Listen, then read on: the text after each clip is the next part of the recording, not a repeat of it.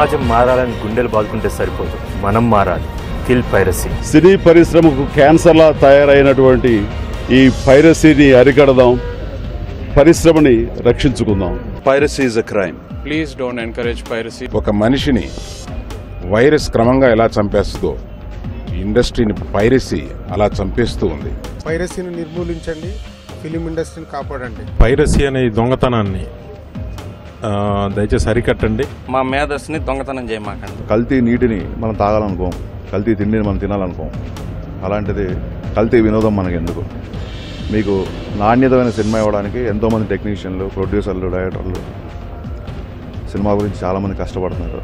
ఈ పైరసీ వలన మీకు నాణ్యత దొరకట్లేదు. అట్ ద సేమ్ టైం ఇదే వృత్తి మీద ఆధారపడ్డ చాలామందికి బతుకుతారు కూడా సమస్యగా మారుతుంది. So please kill piracy.